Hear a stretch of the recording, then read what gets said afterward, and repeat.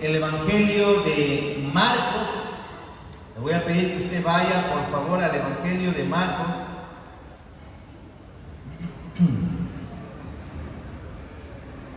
Al Evangelio de Marcos, capítulo 14, ¿sí?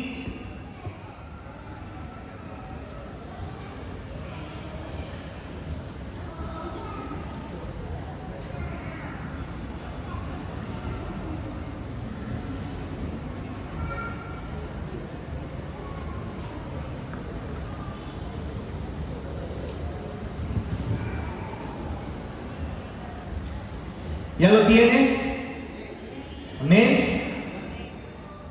Entonces, el Evangelio de Marcos, capítulo 14, estamos avanzando en la exposición de todo este Evangelio que ya tenemos casi 2 años, ¿no?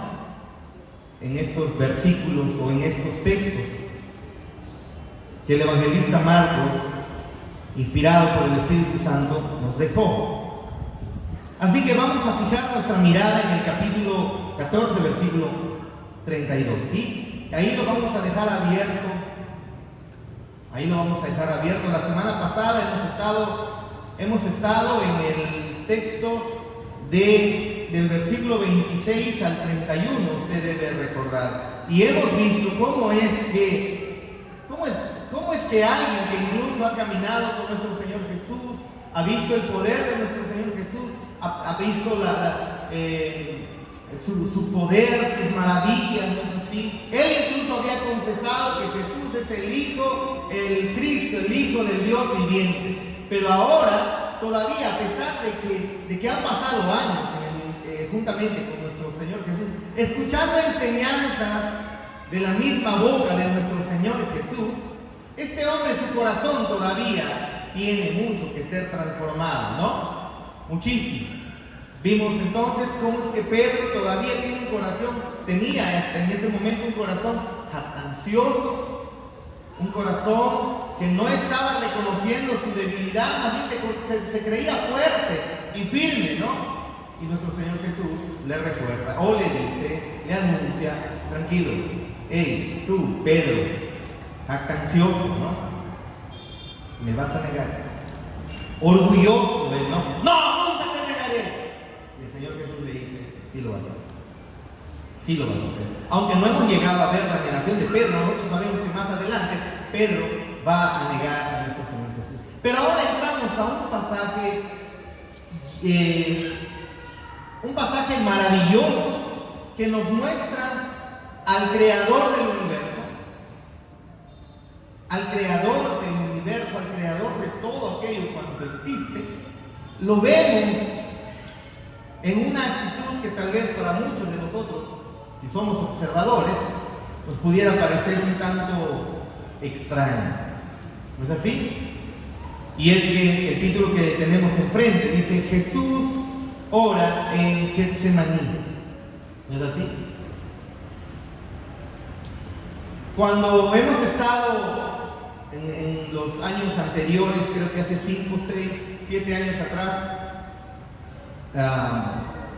6, 7, 8 años atrás, comenzábamos a ver cómo es que los grandes hombres que el Señor ha dejado como los héroes de la fe, entregaron sus vidas por el avance del Evangelio, entregaron sus vidas para proclamar que Jesús es el Señor. Y entonces cuando a ellos los mataban, muchos de ellos entraban a la hoguera o entraban a la ejecución de manera gozosa, ¿no? Alegre, felices. Y entonces pensamos en estos mártires, en estos héroes de la fe, y pensamos, wow, qué increíble, ¿no? Qué increíble que sabiendo que vas a morir, sabiendo que te van a quemar, como en el caso de John Hus, por ejemplo, sabiendo que los van a prender vivos ahí, ellos estaban agonizando en medio de la hoguera, en medio incluso de aceite hirviendo algunos, otros en medio de ser ahogados, decapitados. Ellos estaban incluso cantando salmos, estaban cantando himnos, estaban gozosos de poder padecer en el nombre de Cristo. Eso es lo que nosotros sabemos a través de la historia. Miren ustedes, estos hombres estaban gozosos de padecer por Cristo, estaban deseosos por padecer y mantenerse firme en su fe, de mantenerse ahí bien parados con una estaca firmes y no negar la fe. Iban a pasar una terrible tribulación, iban a ser muertos, iban a ser matados, ¿no es así? Y ahora a estos los encontramos gozosos y felices, como en el caso de Esteban, por ejemplo, uno de los primeros mártires. Cuando encontramos en Hechos capítulo 7, si mal no recuerdo, cómo es que este hombre, en medio de ser apedreado, este hombre levanta la mirada con un rostro angelical e incluso tiene, mis amados hermanos, la humildad, el corazón, la bondad, la mansedumbre, el dominio propio, y usted sabe a qué me refiero, de tal manera que él puede perdonar incluso a sus ejecutores. Pero ahora lo que vemos aquí, en este pasaje, entonces pudiera a ti y a mí dejarnos desconcertados, porque encontramos a Jesús que había anunciado su muerte en muchas oportunidades. Y él siendo omnipotente, él siendo omnisciente, él sabía muy bien lo que le iba a acontecer. Y sabiendo muy bien lo que le iba a llegar, su muerte, la hora de su muerte, la hora de su crucifixión, encontramos que él está en una angustia tan grande, hermano, que tal vez de manera ligera usted y yo pudiéramos decir, se acobardó. Comparando con Esteban, ¿se acobardó Jesús? Esteban, gozoso. Cuando los discípulos, cuando los apóstoles, cuando los primeros creyentes eran perseguidos y muchos de ellos eran matados a espada y luego eran golpeados, otros, y una vez que los liberaban de las cárceles, después de haberlos azotado, y los azotes en los tiempos romanos eran terribles, en los tiempos del Imperio Romano de esa época eran terribles, y ellos con el cuerpo ensangrentado llegaban a donde estaban los demás hermanos y estos estaban gozosos, felices, se ponían a cantar, gloria a Dios, seguramente, gocémonos y alegrémonos, decían ellos. Pero encontramos aquí a Jesús, que va a pasar una terrible aflicción, y entonces Jesús está acobardado. Increíble, ¿no? Increíble. Cualquier ser humano pudiera entregar su vida por toda la humanidad incluso. Pero ese ser humano seguramente, obviamente, merece también la muerte. Pero aquí tenemos a Jesús, el Hijo de Dios, el mismísimo Dios, aquel que no cometió pecado, yendo a la cruz a morir de tal manera que cuando Él está a horas ya de ser crucificado, Él se angustia de una manera terrible, terrible. Por ejemplo, en el pasado, los pastores de la iglesia primitiva, que se le llama, por ejemplo, Alejandro, Cipriano y Cornelio, del siglo III, estos pastores, fueron ejecutados, perseguidos. En el siglo II, por ejemplo, Policarpo, de 86 años, murieron quemados, hermanos. Creo que el otro día me faltó aceite quemado a la piel, y hermanos, casi entro en estado de coma. Pero estos hombres murieron quemados.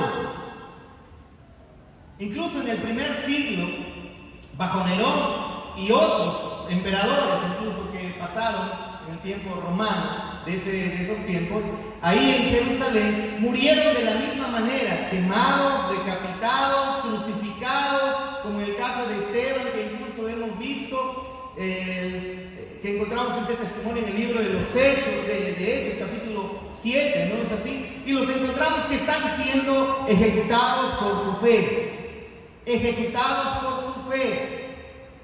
Y encontramos a nuestro Señor Jesús aquí en un momento entonces de angustia. Eso es lo que creo que a ti y a mí nos debe llevar un poco a hacernos la pregunta: ¿por qué Jesús en el momento que va a atravesar su aflicción está angustiado? ¿Y cómo es que los otros, sus discípulos, pasaron gozosos y felices? Como les digo, de manera rápida, usted y yo pudiéramos concluir que aquí Jesús se acobardó. Pero usted sabe que no es así. Hay algo más aquí. Hay algo más aquí. Jesús mismo les había enseñado a sus discípulos, a sus seguidores, les había dicho: el hermano traicionará a su hermano hasta el punto de llevarlo a la muerte, ¿no? El padre traicionará a su hijo. Los niños se van a rebelar, los hijos se rebelarán contra sus padres e incluso los van a matar. Todos los van a odiar por mi culpa, les había dicho Jesús. Pero el que se mantenga firme hasta el fin, ese será salvo, había dicho Cristo. ¿Se acuerdan? Incluso les había advertido: no tengan miedo de aquellos que pueden matar el cuerpo, pero saben, el alma no la pueden matar. Más bien ténganle miedo a aquel que puede destruir no solamente el cuerpo, sino el alma, dijo nuestro Señor Jesús. Él les estaba preparando a sus discípulos.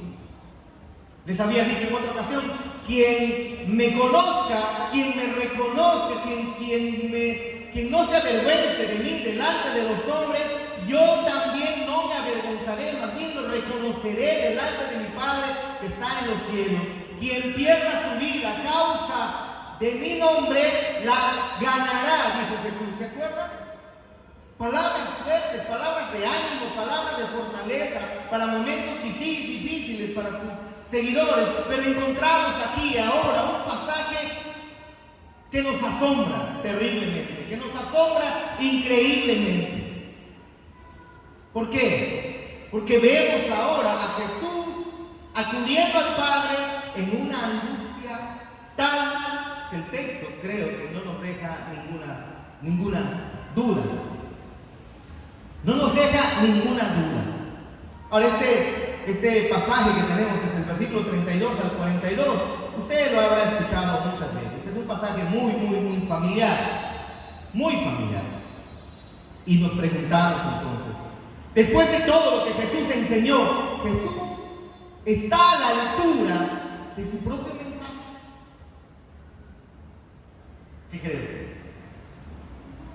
Jesús aquí en este momento está a la altura de su propio mensaje, de su propia fortaleza que les pidió que tengan a los discípulos. Está a la altura de su propia enseñanza, porque parecería que Él enseña pero no vive, ¿no?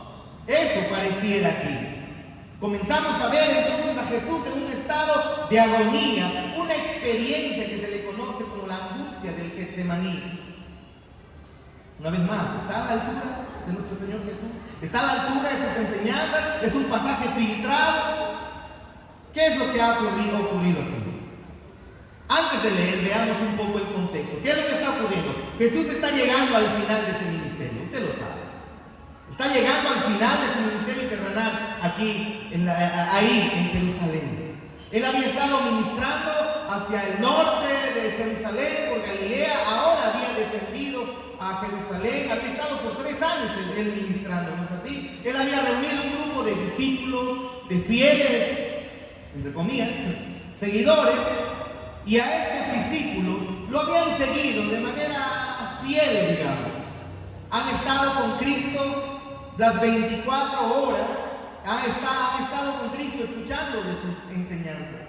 Y ahora Él los está llevando hacia Jerusalén, en el tiempo de la celebración, esa celebración nacional de la Pascua que hemos visto hace unos domingos atrás. Allí en Jerusalén se estaba celebrando, se iba a celebrar la Pascua, ¿no es así? Y Él ya había celebrado esa Pascua ese jueves, en la noche la había celebrado con sus discípulos, donde Él ahora establecería que Él era el Cordero Pascual, el verdadero Cordero Pascual, y con ello terminar todos los sacrificios de los corderos que se estaban haciendo año tras año desde la institución de la Pascua en Éxodo capítulo 12. ¿Se acuerdan ustedes? Cuando el pueblo de Israel fue liberado, y lo hemos visto, ¿no es así?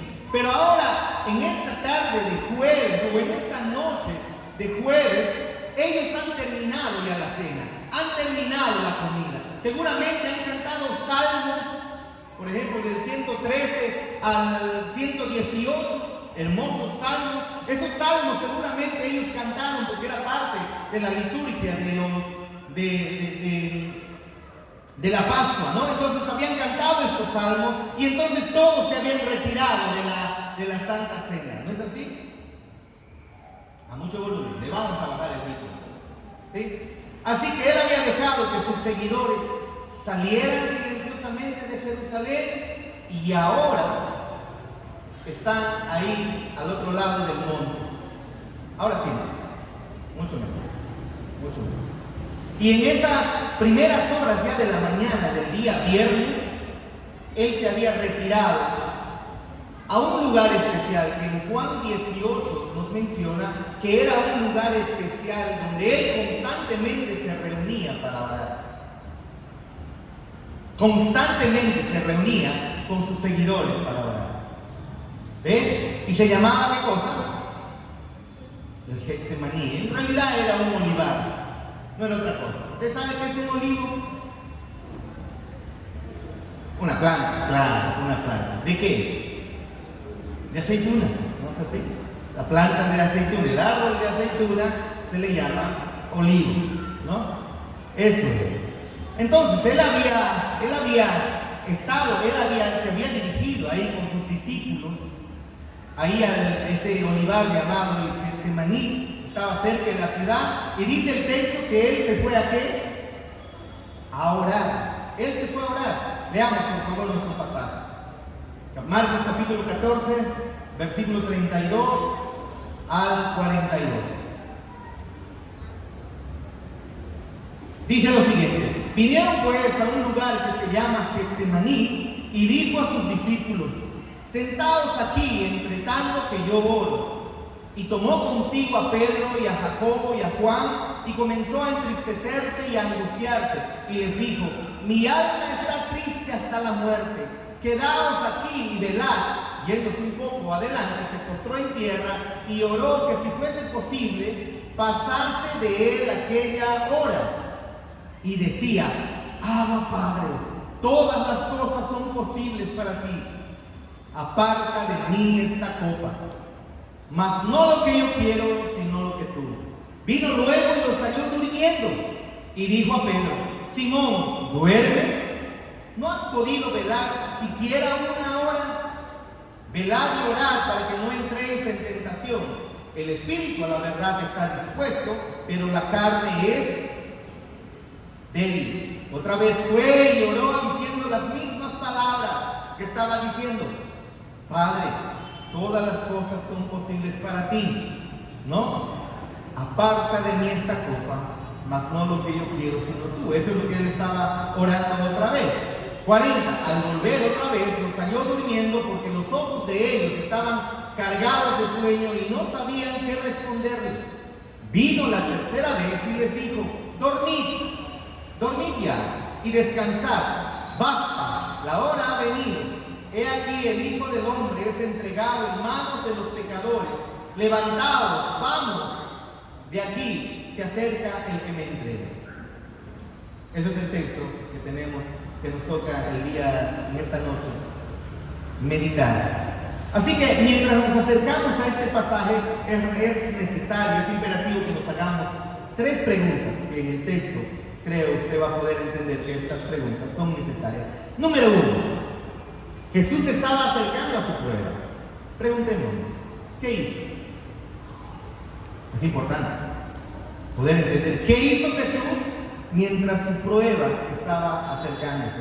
Cuando él estaba entrando a la angustia, cuando él estaba entrando a la prueba, a la aflicción intensa, como ningún ser humano entró, ¿qué es lo que hizo? Es necesario que nosotros nos preguntamos. En su mayor prueba, ¿qué es lo que hizo? ¿Qué hizo Jesús? La segunda pregunta que queremos responder es: ¿qué sufrió Jesús? ¿Por qué estaba sufriendo? O sea, ¿qué es aquello que le causaba tanta angustia, agonía? Tercero, al final, ¿qué decidió hacer Jesús? ¿Qué decisión al final tomó? Tres preguntas necesarias. Número 1, ¿qué hizo Jesús en medio de su angustia, en medio de su prueba? Número 2, ¿qué es aquello que lo estaba haciendo sufrir? Y número 3, ¿qué decisión tomó al final? Esperemos que el Señor, al observar estos puntos, nos pueda mostrar o podamos nosotros ver aquí a Cristo en este pasaje y podamos ver incluso lo que este pasaje también significa para cada uno de nosotros. ¿Sí? Número 1. ¿Qué hizo Jesús cuando se acercaba a su mayor prueba? Y creo que la respuesta es obvia. En medio de su dolor, en medio de su angustia, en medio de él entender que se le acercaba el momento de mayor prueba, ¿qué es lo que hizo nuestro Señor Jesús, amados hermanos? Yo creo que cada uno de nosotros debemos responder con un enfático, con un fuerte y solemne oró. Interesante. Tan simple como él. Jesús, en medio de su prueba, en medio de su angustia, ¿qué es lo que hizo? Oró. Recuerden, la comida había sido terminada. Él había instituido la Santa Cena. La Pascua ya la habían celebrado, aunque no terminó toda la liturgia, porque él lo cambia todo, ¿no? El significado incluso, y deja la cuarta copa para el final de los tiempos. ¿No es así? Y dice, no beberé más del fruto de la vid hasta que lo beba nuevo en el reino, con ustedes. ¿No es así? Entonces la cena prácticamente, obviamente ya había terminado. Los salmos, estos salmos que les mencioné, ya habían sido cantados, eran parte de la liturgia. Y todo lo que quedaba ahora era que Jesús cumpliera las Escrituras, lo que él mismo había anunciado y lo que en el Antiguo Testamento incluso se había anunciado. ¿Ve? Eso es lo que faltaba que Jesús cumpliera eso. Y entonces Jesús, al ir al Getsemaní, Jesús se aleja de las multitudes de Jerusalén, se aleja de ellos y se retira a este huerto o a este jardín a orar, o a este olivar a orar. Este olivar era muy frecuentado por nuestro Señor Jesús, nos ha mostrado el Evangelio de Juan. ¿No es así? Se retira a orar. Y vemos aquí ahora en el versículo 32, vean ustedes, que dice, vinieron pues a un lugar que se llama Getsemaní y dijo a sus discípulos, sentaos aquí, entre tanto que yo oro. Entre tanto que yo oro. Los discípulos están ahí, en ese lugar llamado el Getsemaní, ¿no es así? Está ahí, pero luego nuestro Señor Jesús como que entra más a un lugar mucho más, ¿cómo pudieron decir? Tal vez los discípulos se quedaron en las periferias o a la entrada del Getsemaní, donde comenzaba ese monte de los olivos, pero luego nuestro Señor Jesús entró mucho más adentro. Eso es lo que el texto nos está diciendo. Y entonces él se fue mucho más adentro y él comenzó a orar. Y luego en el versículo 33 dice que se lleva a Pedro, a Santiago y a Juan con él. No va a ir solo, va a ir con 3 personas. Santiago, Pedro y Juan. Y les pidió a estos 3 que vayan juntamente con él. ¿No es así? Obviamente nuestro Señor Jesús quería que ellos aprendieran quién era plenamente Jesús. ¿No es así? Ahora, estos 3 mismos hombres, ustedes los deben recordar, habían visto la transfiguración de nuestro Señor Jesús. Eso es muy necesario que ponga en su mente. Estos 3 hombres habían visto la transfiguración de Jesús ahí por Marcos capítulo 9 aproximadamente. Usted debe recordar, aproximadamente 1 año y medio atrás hemos estado por ahí, o 1 año atrás hemos estado por ahí. Ellos habían visto su gloria, ellos habían visto eso, y los lleva para que tal vez pudieran entender que Él era Dios. Ese Dios que se ha transfigurado es ese mismo Dios que va a estar en angustia. Increíble, ¿no? Increíble. Seguramente Jesús quería que vieran quería que vieran algo de su agonía. Quería que vieran Él, que este Dios, el Hijo de Dios que se había transfigurado y había abierto un poco el velo de su gloria, ahora se le encuentra postrado, quebrantado, arrodillado, humillado, orando en angustia a Dios. Versículo 35 dice, yéndose un poco más adelante, se postró en tierra y oró que si fuese posible pasase de él aquella hora. ¿Ven? ¿Se da cuenta? Va un poquito más lejos de sus discípulos, un poquito más lejos físicamente, ¿no es así? Y entonces él como que se aleja de sus demás discípulos, tal vez ilustrando el mismo abandono que él estaba a punto de experimentar ahí en la cruz. Luego en los versículos 35 y 36 nos dice lo que oró, porque no nos dejan en el limbo. Aquí nos muestra Marcos qué es lo que Jesús oró, cuáles son sus palabras, porque orar parece. Si te dicen que está orando de manera general, ¿qué pudiera estar orando? Tú no lo pudieras saber. Pero aquí el texto nos lo dice. Él estaba orando. ¿Qué es lo que estaba orando? Cuando él regresa incluso otra vez hacia sus discípulos en el versículo 37 y 38 y encuentra, ¿no?, a sus discípulos, otra vez se repite que él fue y oró lo mismo. ¿Qué es lo que estaba orando? Versículo 36, otra vez. Abba Padre, todas las cosas son posibles para ti. Aparta de mí esta copa, mas no lo que yo quiero, sino lo que tú. 3 veces en el Evangelio de Marcos se nos muestra a Jesús orando. 3 veces. Al principio de su ministerio, en Marcos capítulo 1, versículo 35, encontramos que Jesús ora. En Marcos capítulo 6, versículo 46, en medio de su ministerio, Jesús ora. Y ahora aquí en Marcos capítulo 14, al final de su ministerio, también lo encontramos orando. Eso es de gran importancia, porque ora al principio, ora al medio de su ministerio y ora al final de su ministerio. Es obvio que Jesús siempre se entregaba a la oración. La oración es algo que caracterizaba el ministerio de nuestro Señor Jesús. Y esto es lo que él estaba haciendo aquí, estaba orando. Su vida fue tipificada por la oración. ¿Y saben? Como un paréntesis, Dios es glorificado por nuestra oración. ¿Sí o no?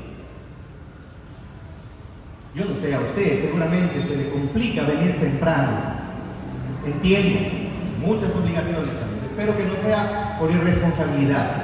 Espero que no sea por no tener temor a Dios. Espero que sea por cosas bien complicadas. Porque al inicio tenemos 10 minutos de orar juntos, que usted debería iniciar. Pero si se quedó porque estas alabanzas, voy a escuchar a Liz, allá da que ni se escucha, dice, a Eliana, a Karen. Uy, si se dan cuenta, sí cantan bonito, ¿no? Porque se escuchó bonito, ¿no? Es el ambiente. Allá es el tema, ¿no? No, nuestras hermanas cantan bonito, es cierto, es cierto. Si no, no los hubiéramos incluso recomendado que vayan a participar, ¿no? Al festicanto.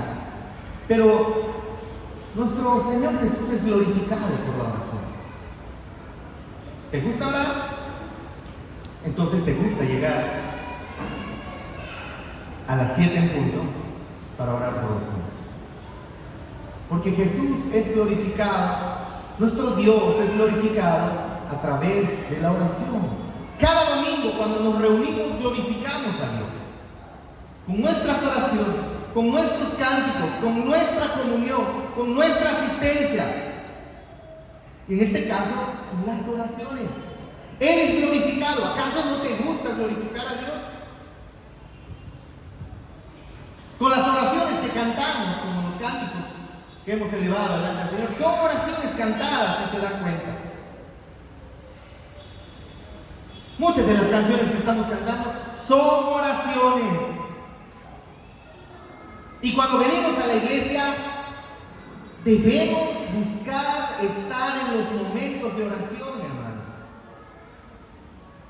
Debemos buscar en los momentos de oración. Y al inicio de cada culto tenemos unos minutos de oración, los cuales usted debe anhelar. Si realmente está vivo, usted lo debe anhelar. Y yo creo que sí, pero tal vez es un cristiano, un creyente, no lo sé, tal vez con cuidado hay que decirlo, relajado. en la boca de Paul Washer no diría cristiano carnal. Para Paul Washer o son creyentes o no lo son. O estás vivo o estás muerto. Y creo que él tiene más razón que yo. Glorificamos a nuestro Señor mientras cantamos las canciones que son prácticamente oraciones cantadas. Cuando escuchamos a otros que están orando, nosotros también somos guiados en la oración y el Señor es glorificado. Cuando estamos escuchando la palabra de Dios y en tu mente estás orando diciendo, Padre, ese soy yo. Me estás mostrando quién soy yo. Y luego te arrepientes en el corazón, en oración, estás glorificando al Señor. Y el hacerlo juntos como iglesia, el hacerlo juntos como la iglesia local, como IBGB, amados hermanos, es un momento muy especial, el cual tú no deberías perdértelo. Perdona que te lo diga, si estás vivo, anhelas esos primeros momentos de todo. Lo anhelas. Y cuando oramos también lo que hacemos es interceder por otros, por los demás. En la oración que se hace, en la oración pastoral, en los momentos de al final terminar la prédica, en el momento de pasar incluso hasta para ofrendar, estamos orando y el Señor es glorificado. Tenemos que orar constantemente. Tenemos que hacerlo constantemente, amados hermanos. Es algo que caracterizaba al Señor Jesús. Al considerar ahora nuestra propia oración, necesitamos recordar que Jesús constantemente oraba y nosotros somos entonces seguidores de Cristo, imitadores también de Él, ¿no es así? Esa es la verdad. Ahora, yo sé que en muchas ocasiones muchos de nosotros hemos dicho, Padre Santo, desde hoy 1 de enero, te prometo que voy a levantarme todos los días a orar. Y pasó una semana y te quedaste dormido. De repente el Netflix al día siguiente te ganó. O de repente el partido de Perú, qué sé yo. Los argentinos están reclamando, dicen, porque para el partido con Perú se van a amanecer ellos. El partido dice que va a terminar para ellos a la 1 de la madrugada, ¿no? Porque ellos están, creo, 3 horas adelantados, algo así, ¿no? Algo así es, ¿no? 2 horas es ahora, algunas veces 3, ¿no? Algunas veces 2. ¿Siempre ha sido 2? Siempre ha sido 2. ¿No hay el horario de verano, horario de invierno? Muy bien, entonces ellos dicen que va a terminar a la 1, están incómodos, ¿no? Pero de repente te quedaste viendo el partido y al día siguiente comenzaste a fallar en tu oración. Pero déjame decirte, no estamos hablando aquí de ser legalistas, de cuando tú ya fallas, automáticamente eres condenado. Miren lo que decía Bunyan en su autobiografía. Escuchen lo que él dijo: mi justicia está a la diestra de Dios.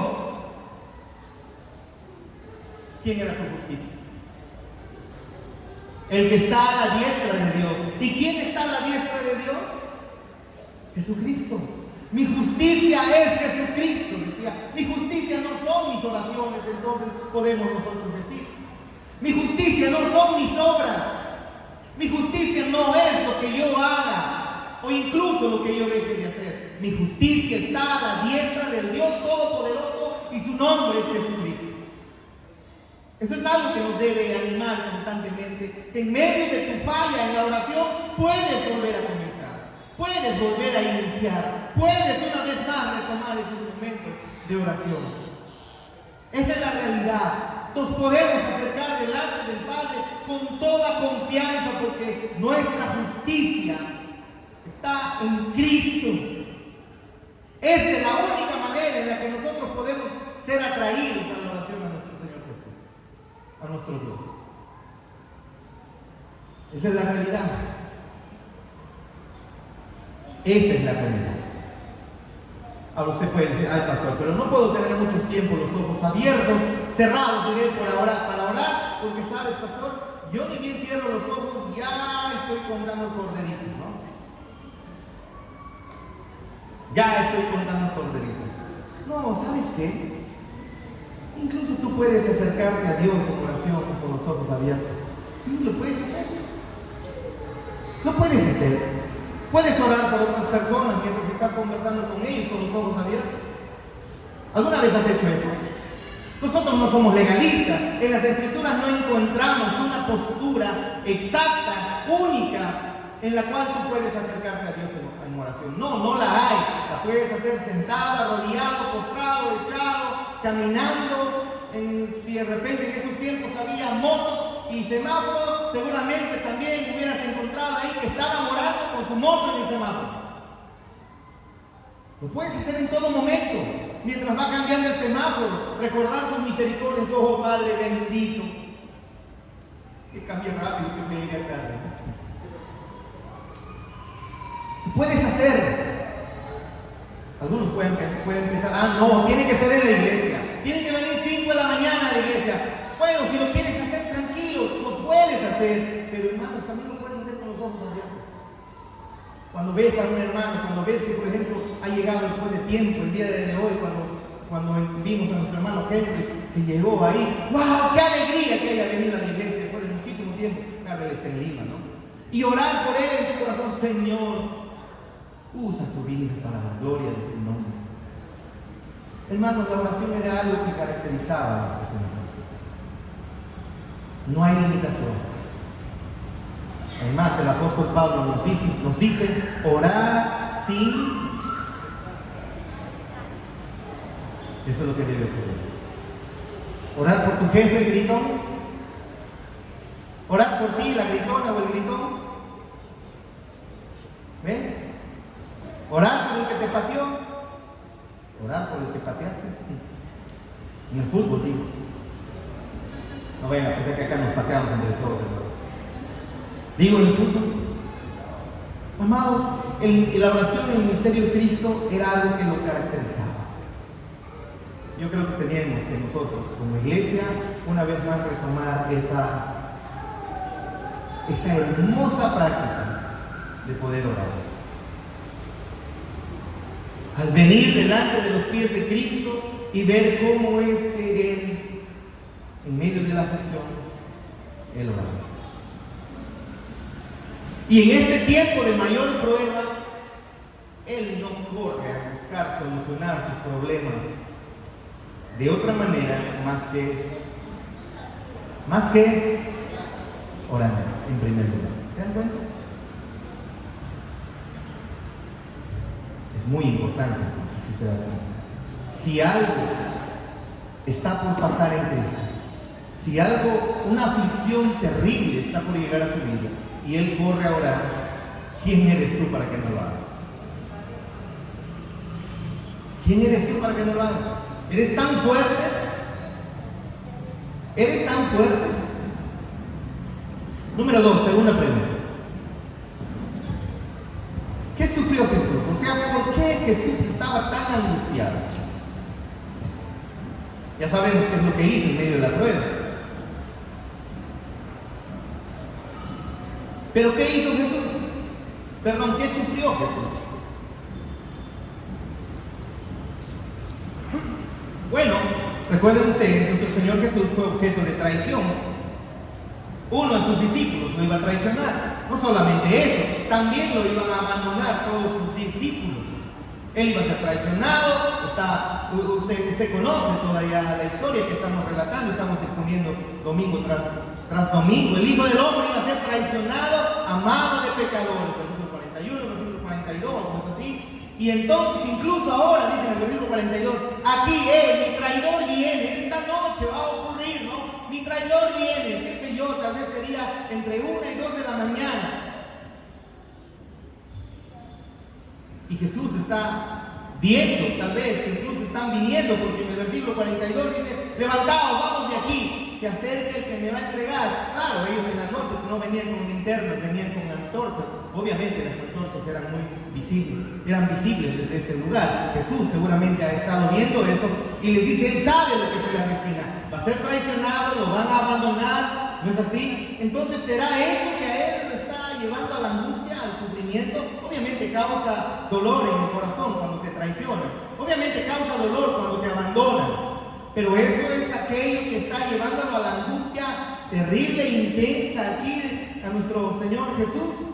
Él sabía claramente, Él había anunciado incluso su traición ahí en la cena. Apenas un poquito, unas cuantitas horas atrás, él ya lo había anunciado. Entonces Judas encuentra la oportunidad y ahora Judas está camino a entregar a nuestro Señor Jesús. Está camino ahí al monte para encontrar a Jesús y entregar en manos de estos malvados. Obviamente él estaba sufriendo también por esa traición, por ese abandono también de sus discípulos. Pero la Biblia nos muestra que él estaba sufriendo de manera interna, de tal manera que tal vez nos pudiéramos atrever a decir que él sufrió miedo. Su alma estaba angustiada. Versículo 34. Mi alma, dice Jesús, está muy triste hasta la muerte. Hasta la muerte. Su alma está angustiada. Y eso es parte de lo que significa para el Hijo de Dios tomar la naturaleza humana y encarnarse y ser verdaderamente humano. Y lo hizo como el siervo sufriente, como aquel sustituto que toma nuestras aflicciones en sí mismo, por ti y por mí. ¿Sí o no que parte de ser humano es temer? Claro que lo es. Parte de ser un ser humano es temer. Jesús, incluso en Lucas capítulo 12, versículo 50, él había dicho que tenía que pasar un bautismo de sufrimiento, y entonces él estaba angustiado hasta que eso pueda llegar.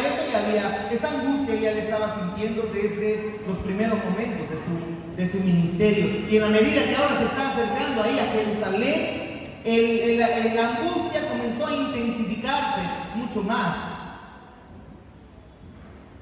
En Juan 12, 27 incluso dijo: ahora mi corazón está turbado, está angustiado, una manera de decirlo, está turbado hasta la muerte, está completamente angustiado. Padre, glorifica tu nombre, sí, pero mi alma está angustiada, mi corazón está angustiado, es lo que Cristo está diciendo. Pero veamos esto: está angustiado pero resuelto, está angustiado pero con una determinación. Él no está caminando aquí dudando. Pero ahí ahora en el pasaje que nosotros tenemos al frente, en esa última noche, vemos que Jesús realmente comenzó a descender al abismo más profundo de su humillación. Porque el Todopoderoso, el Rey del Universo, postrado en angustia. Yo no sé si usted lo puede ver, hermano. El mismísimo Hijo de Dios, el Creador de todo el universo, aquel que nadie puede contraer, el león de la tribu de Judá, el poderoso en batalla, el guerrero, incluso nos muestra las Escrituras, el que guerrea por su pueblo, el que con un simple parpadeo puede destruir universos y crear millones de universos, ahora angustiado ahí. Vemos nosotros acá su humillación. El versículo 33, ¿qué dice? Comenzó a entristecerse y a profundamente angustiarse. ¿Qué es lo que hay aquí? Temor. Wow. Él sabía lo que estaba por venir. Como Dios, él sabía que de una manera que tú y yo no lo podemos entender, él sabía lo que le iba a ocurrir. Él está atravesando, está llegando a este momento difícil, y mientras él considera lo que está a punto de venir, él comienza a angustiarse. Una angustia pesada sobre su alma, una angustia intensa. Hermanos, tus angustias no son nada delante de la angustia de Cristo. No lo son nada. Sí, con toda seguridad lo podemos decir. Ninguna angustia que haya pasado, ningún ser mortal, ningún ser humano, ni nadie en el universo cargó la angustia como Cristo la cargó. Su angustia era profunda, estaba preocupado. Su naturaleza humana estaba sobresaliente, al borde de la muerte, al borde de la muerte. ¿Y qué es lo que le angustia? La cruz, al costado había, luego en la crucifixión, al costado había uno que en medio de la cruz, acuérdate de mí en tu reino, sufriendo pero arrepentido, ¿no? Y seguramente encontrando gracia de parte de nuestro Dios para morir. Pero aquí él, antes de llegar a la cruz, temeroso, angustiado. ¿Qué es lo que estaba ocurriendo? La pregunta una vez más, ¿qué él estaba haciendo sufrir de tal manera que su angustia estaba como nunca antes lo había experimentado? Ansiedad tal vez, miedo, angustia, todo eso. Y si usted ve la pasión de Cristo, no, ninguna película puede retratarte el verdadero sufrimiento de nuestro Señor Jesús. Yo sé que muchos han llorado viendo, ay pobrecito, su cara desfigurada. No, déjame decirte que eso, Cristo, no fue su verdadero sufrimiento.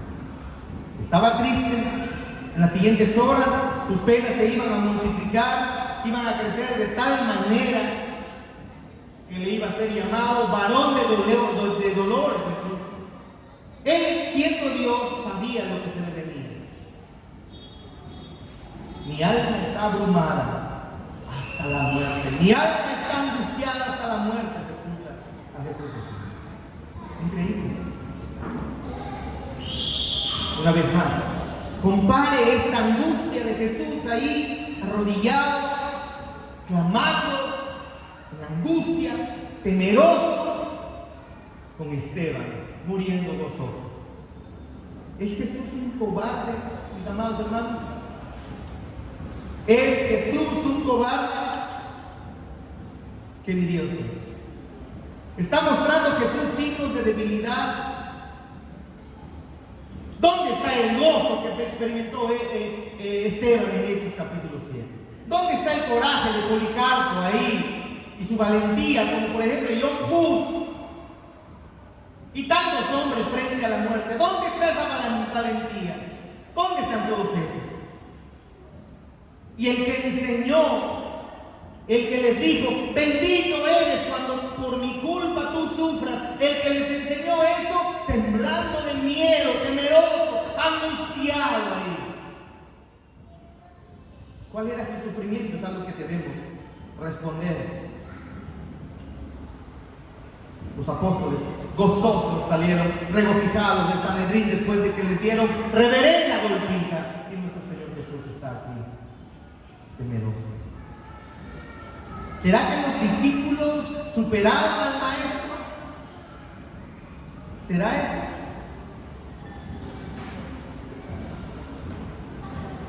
Cualquiera de nosotros que muera de la peor manera, ¿sabes? Por más duro que puedas parecer estas palabras, cualquiera de nosotros que pueda experimentar la peor de las muertes, yo sé que es difícil, pero deberíamos morir con una sonrisa en los labios, porque ni tú ni yo somos santos ni perfectos, ni tú ni yo merecemos la comunión con el Padre. Cada uno de nosotros nos hemos desviado. Antes incluso hemos andado muertos en nuestros delitos y pecados, levantándole el puño a un Dios eterno. Tu muerte, déjame decirte, cual sea tu muerte, es una muerte que debería manifestarse en lo más profundo de tu ser, una alegría.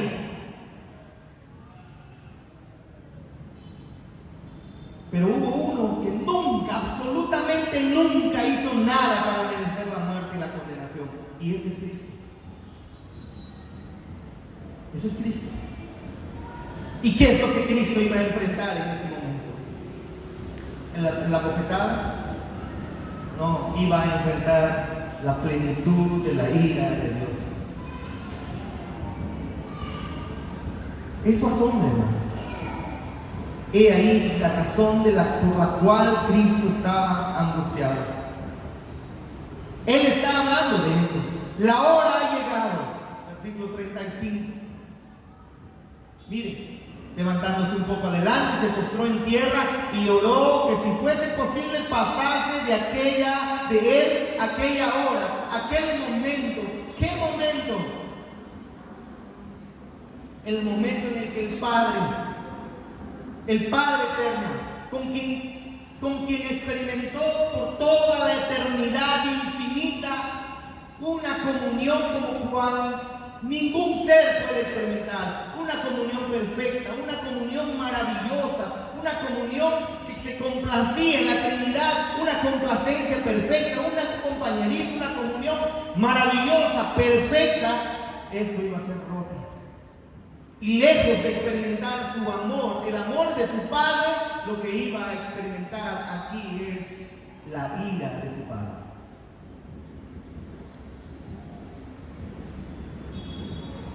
Está en el punto final de su ministerio. Su muerte está próxima, pero no es una simple muerte. Es la ira del Padre, de su Padre, quien sería descargado.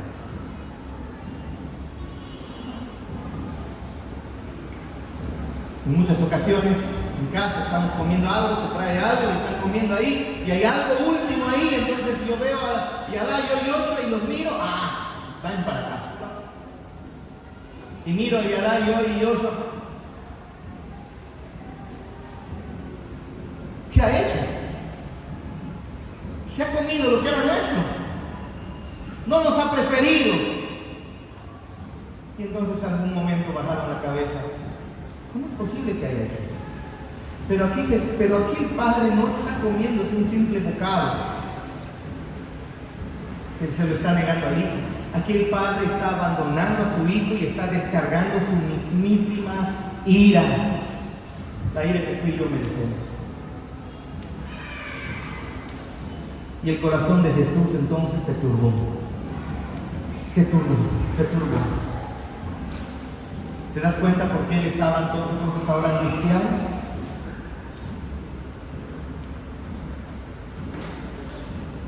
Seguramente sus oraciones fueron tan fuertes que tal vez sus discípulos le escuchaban. En Hebreos 5:7, escuche lo que dice: y Cristo en los días de su carne, ofreciendo ruegos y súplicas con gran clamor y lágrimas al que le podía librar de la muerte, fue oído a causa de su temor reverente. Y aunque era hijo, por lo que padeció, ¿qué dice el texto? ¿Aprendió qué cosa? Obediencia. Y habiendo sido perfeccionado, vino a ser autor de eterna salvación para todos los que le obedecen. Y fue declarado por Dios sumo sacerdote según el orden de Melquisedec. ¿A qué es lo que estamos viendo aquí? Que la copa ahí en este versículo 36 que nosotros vemos, hermanos, es la copa de la ira, la furia de Dios contra nosotros por nuestros pecados, que iba a ser descargado por nuestro Señor Jesús. En Job 21 incluso dice que una persona malvada beberá la copa de la ira del Todopoderoso y del Todopoderoso. Los malvados, para ellos está reservada la copa de la ira de Dios.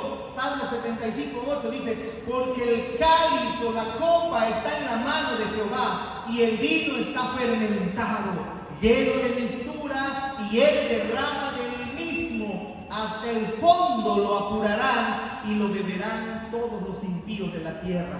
¿Cuál es la copa que Cristo va a beber, que va a poner entre sus labios de manera figurada? Estamos hablando. Es la copa de la ira de Dios.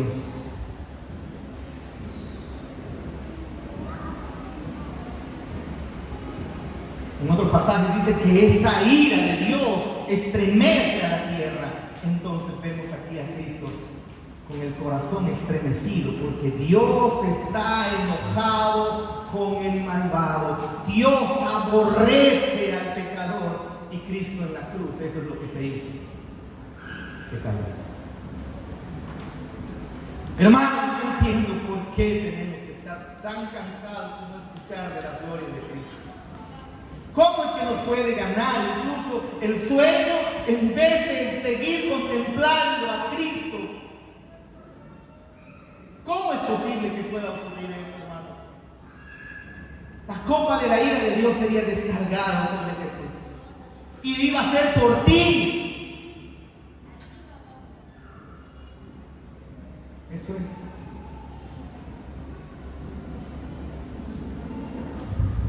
J.C. Ryle dijo: que no era una muerte común. No era la muerte como la de Esteban, no era la muerte como los demás santos. No, era la muerte, su muerte era el pago público de parte del mismísimo Dios Todopoderoso por la deuda de un pecador que jamás quiso darle la gloria a Dios. Era la muerte del mismísimo Hijo de Dios por aquel que lo aborrecía. Fue la muerte del mismo Dios en manos del mismísimo Dios a causa de nuestros pecados. Era el rescate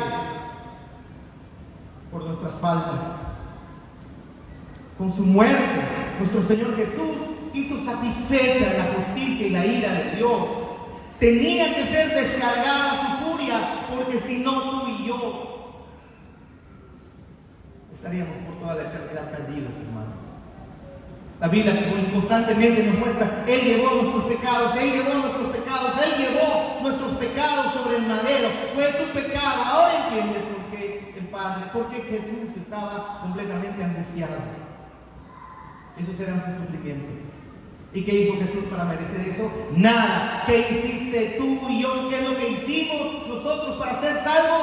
Nada. Bueno, sí hicimos algo. Rebelarnos contra Dios constantemente. Y Él llevó nuestros pecados sobre sus hombros. Marcos 10:45 dice que Él había venido a dar su vida en rescate por nosotros. Y como leemos incluso en Juan capítulo 1, versículo 29, Él es el Cordero de Dios que quita el pecado del mundo. Si parece que Jesús estaba teniendo menos compostura que todos los demás mártires, considere lo que Él estaba sufriendo. Él estaba sufriendo la mismísima ira de Dios, hermano. No puedes decir, no podemos concluir o pensar que Jesús se acobardó. No, Él estaba sufriendo aquello que ningún creyente sufrirá jamás. Él estaba sufriendo lo que los incrédulos sufrirán eternamente. Él estaba sufriendo lo que aquellos falsos cristianos sufrirán por toda la eternidad. He ahí su angustia, he ahí su dolor. Creo que lo puedes entender ahora. Se le acusó de pecador cuando Él no lo era. Fue pagada nuestra culpa cuando Él no lo merecía. La copa de la ira de Dios fue vaciada sobre Jesús. Increíble, ¿no? Versículo 35 dice que yéndose un poco más lejos, cayó al suelo y oró. ¿Qué oró? Si era posible, Padre, pasa esto de mí, por favor. Si es posible, toma esta copa y apártala de mí. Sin embargo, que no se haga lo que yo quiero, que se haga lo que tú quieres. ¿Y sabes qué quería el Padre?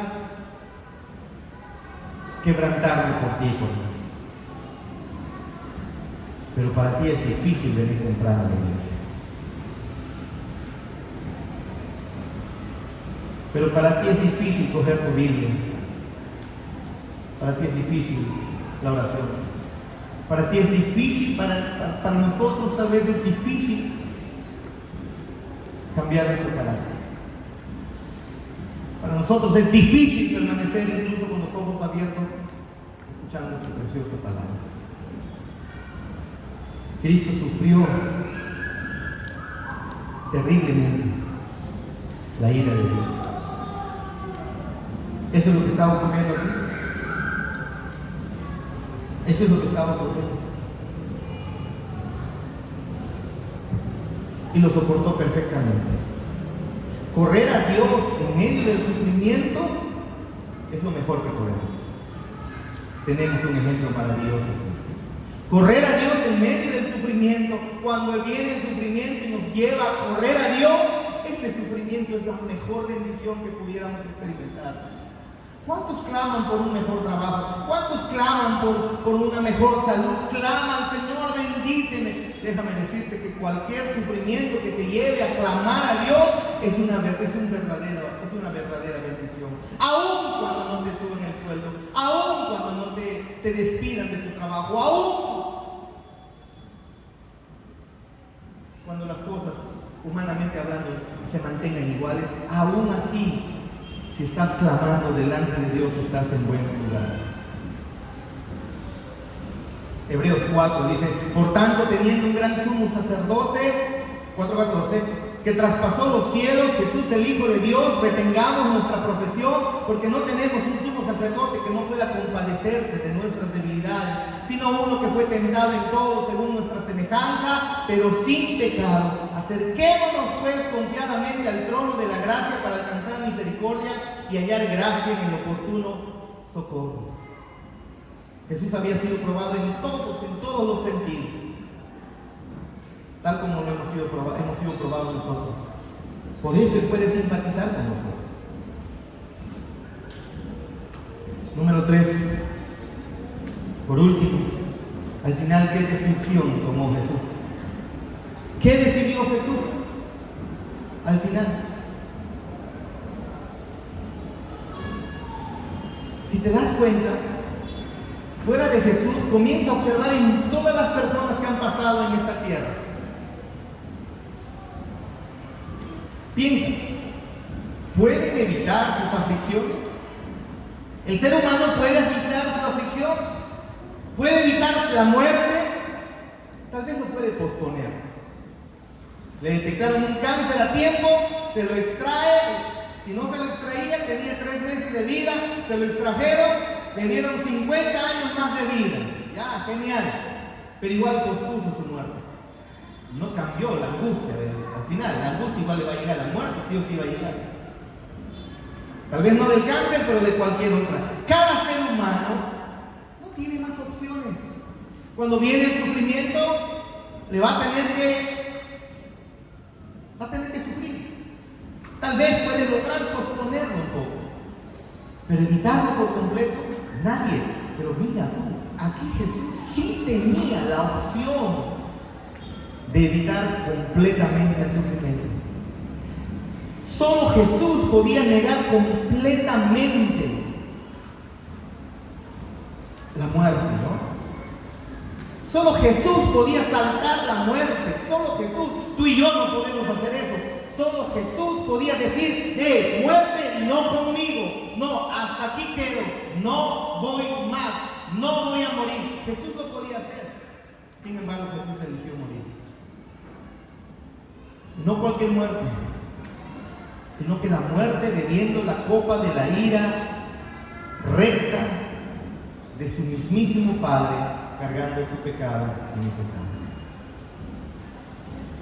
Y seguramente Pedro, Juan y Santiago estaban escuchando esto. Seguramente lo estaban escuchando.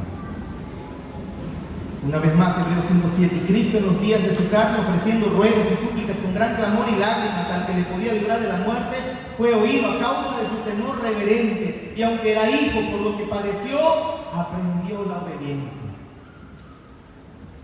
Yo les decía, creo, en una de las clases, ¿qué es aquello que te hace más como Dios? Perdonar. Ahora otra pregunta, ¿qué es aquello que te hace más como Cristo? La obediencia. ¿Cómo estás con tu obediencia, hijo, delante de tu Padre? Y principalmente delante de tu Padre espiritual. Si tú no eres creyente, qué bueno que hayas venido. Qué bueno que hayas venido. Porque en esta noche tú puedes levantar tu mirada a Cristo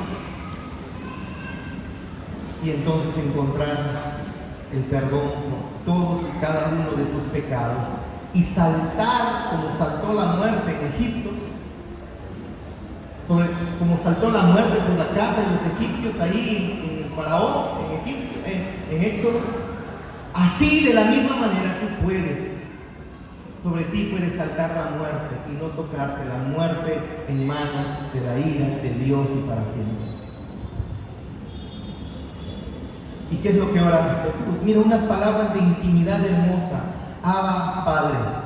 Se escandalizaron todos al escuchar que Jesús se refería a Dios como Padre, y Él en su momento de angustia ora como dice: Abba, Padre. Escúchame, quien está descargando la ira sobre su Hijo es el Padre tierno, amoroso, como les decía hace unos momentos, con una comunión hermosa, preciosa, maravillosa. El Padre sentía complacencia por su Hijo y ahora el Padre lo iba a quebrantar. Y Él se acerca a Él como Padre, Papito, Abba, Padre.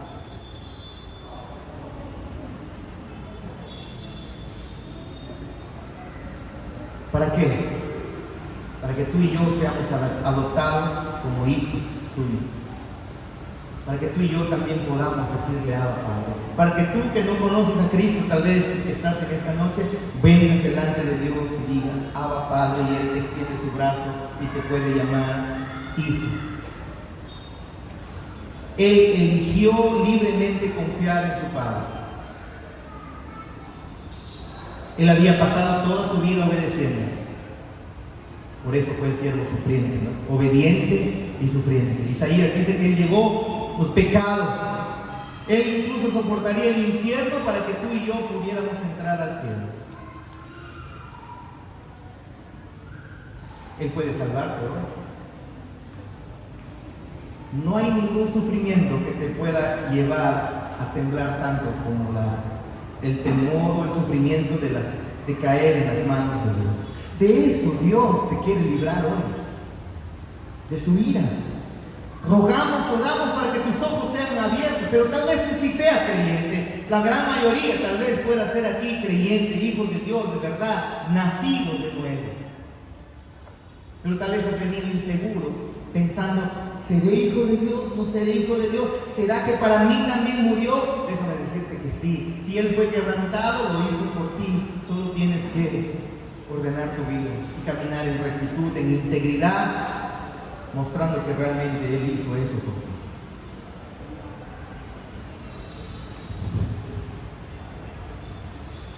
¿Por qué sufría Jesús? Por la ira de Dios que se le venía. ¿Qué decisión tomó Jesús? Obedecer y morir, para que tú y yo podamos vivir. Qué hermoso, ¿no? Qué hermoso. Pongamos de pie para terminar.